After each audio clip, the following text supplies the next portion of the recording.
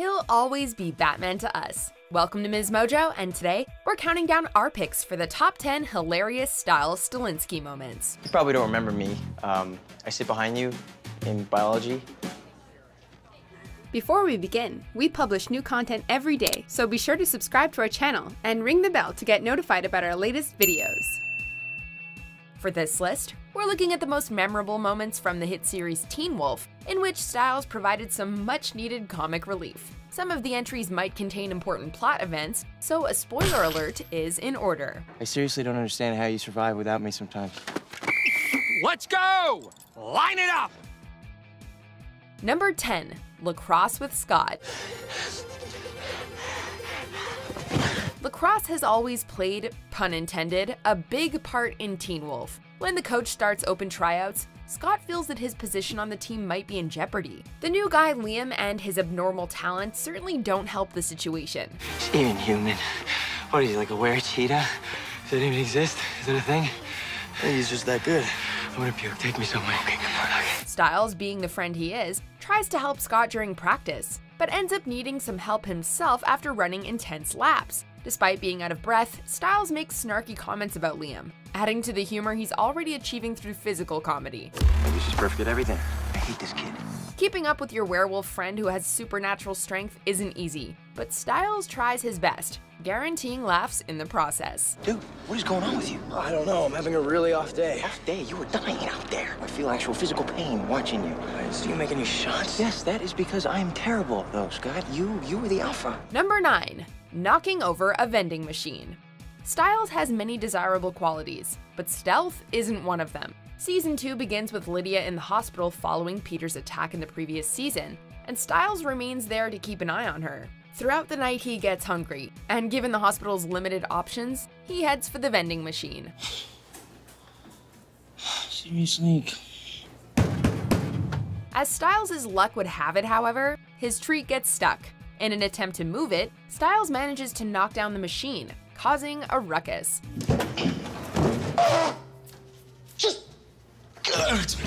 To make matters worse, Lydia disappears around the same time, which brings the police department to the hospital. Since Stiles is not one to admit his mischiefs, he just walks past the scene, but his facial expression says it all.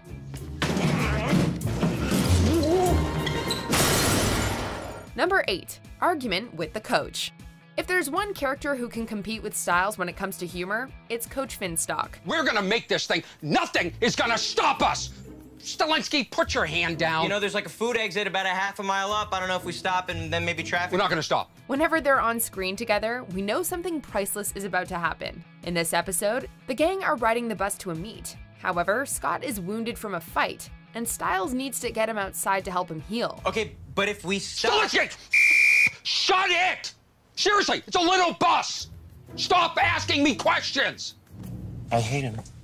Unfortunately for them, the coach is determined to keep the bus rolling at any cost. When Stiles tries convincing him to give them a bathroom break, the coach goes as far as blowing his whistle in Stiles' face repeatedly. Coach, it's 5 minutes for a bathroom break, okay? We've been on this thing for like 3 hours. It's 60 miles to the next rest stop. Being cooped up for hours is not good. You know, our bladders aren't exactly... While not pleasant for the ears, their exchange is undeniably amusing, and can be easily considered one of the funniest moments of the whole series. Coach, this is... Can you... Please, Coach, let me talk! Every time... Get back to your seat, Stilinski! Okay! Number 7. I tend to get a little squeamish. Hey, Scott. Sure you don't want something like this? Stiles is a true friend. He provides Scott with unconditional support in all endeavors, and going with him to a tattoo salon is no exception. One would think that after 2 seasons of fighting supernatural creatures, watching Derek nearly chop off his arm, and dealing with Jackson's transformation into a Kanema, Stiles would be accustomed to the bloody stuff. Yeah, you see? He gets it. He's covered in tattoos, Scott. Literally. That doesn't turn out to be the case, however, since as soon as he sees the needle going through Scott's skin, he faints in the most Stiles way possible. Ain't got any problems with needles, do you? Nope. I tend to get a little squeamish, though, so... What's happening? Ironically, Stiles has no problem restraining Scott as Derek applies a blowtorch to burn in the tattoo again after it heals, making his moment of weakness even funnier.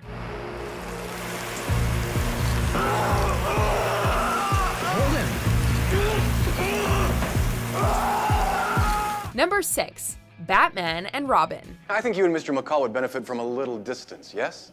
No. Scott and Stiles are the bromance of the show. Since the very first episode, they've shown incredible chemistry as they go about solving mystery in Beacon Hills, even when they shouldn't. Personally, I think you're handling this pretty freaking amazingly. You know, it's not like there's a lycanthropy for beginners class you can take. In most of season 1, however, the mystery would revolve around Scott's newfound werewolf powers. When Scott is unsure of whether or not he attacked the bus driver the night before, he insists on inspecting the bus to refresh his memory, leaving Stiles on lookout. Wait, no, just me. Someone needs to keep watch. How come I'm always the guy keeping watch? Displeased by the turn of events, Stiles compares him and Scott to Batman and Robin, complaining about his new position as the sidekick.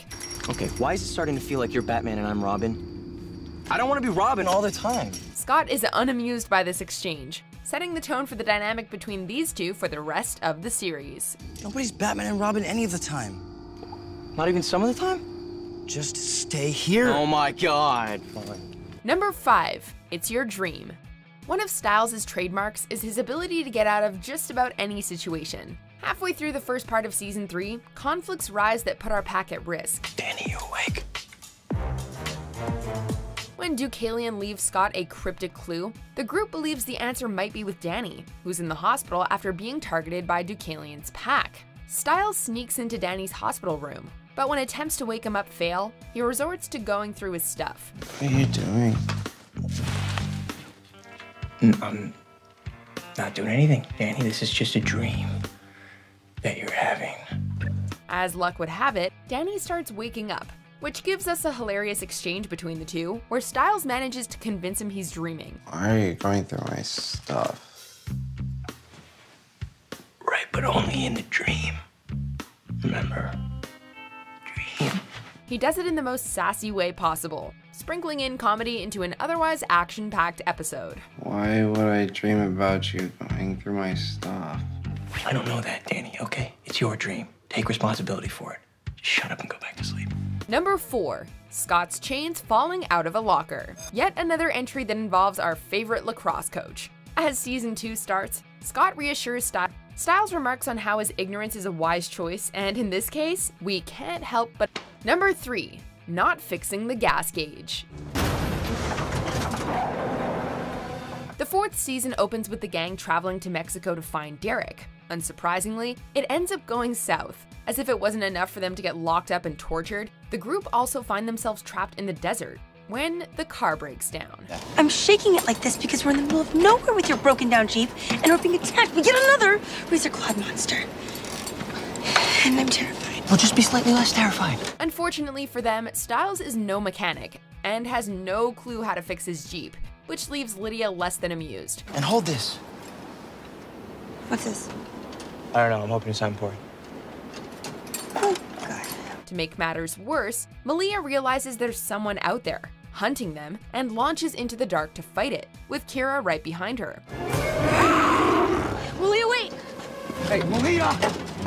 Kira, go! You? Fix the Jeep.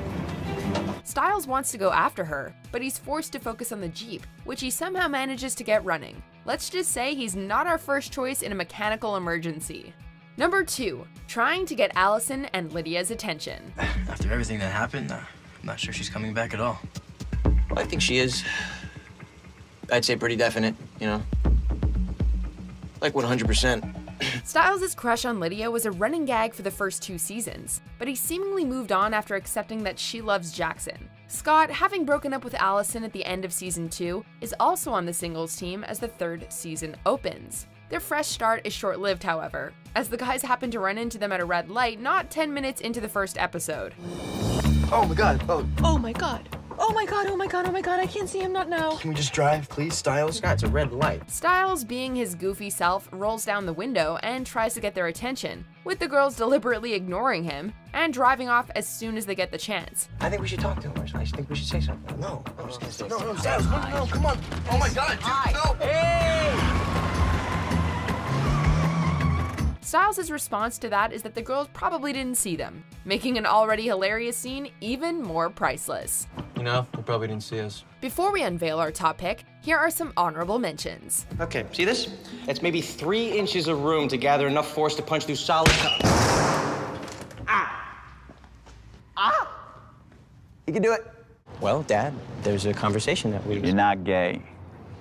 Well, I could be. Not dressed like that.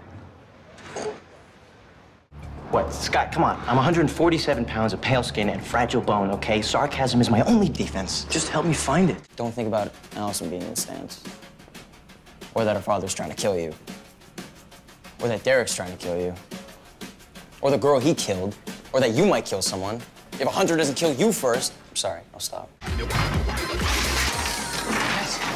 Yes. Number 1. Someone needs to sex me right now. Okay. Was he like, could he have been a virgin, maybe? Did he look like a virgin? Was he, virginal? What do you do if there's a maniac attacking the virgins of Beacon Hills, and you happen to be one yourself? In Stiles' case, it becomes less about catching up with your more experienced guy friends and more about survival. Missing and presumed dead because he's probably a virgin, Scott. And you know who else is a virgin? Me. I'm a virgin, okay? And you know what that means? That means that my lack of sexual experience is now literally a threat to my life. When he has a chat with Scott in the locker room and is not impressed with his light approach to the situation, Stiles goes on a massive rant about how it's a matter of life and death that someone sexes him right now. I need to have sex, like right now. Someone needs to have sex with me, like today. Like someone needs to sex me right now. All right, I'll do it. Whoa! Danny overhears their exchange and offers to help out, which prompts a genuinely upset reaction from Stiles, when Danny admits he was only joking. What? Come to my place at 9. Plan to stay the night. I like to cuddle. That was so sweet. Are you kidding? Yes. I'm kidding. Easily one of the most memorably funny moments of the show, it has us bursting with laughter every time we rewatch it. Do you agree with our picks? Check out these other great clips from Ms. Mojo, and be sure to subscribe and ring the bell to be notified about our latest videos.